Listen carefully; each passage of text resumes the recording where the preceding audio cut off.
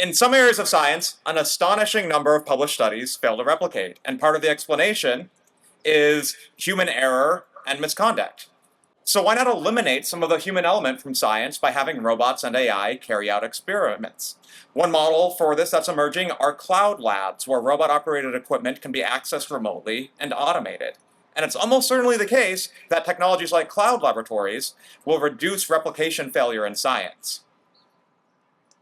Generating useful knowledge, however, is more than just a matter of successful replication. It involves triangulating solutions across diverse research methods and perspectives.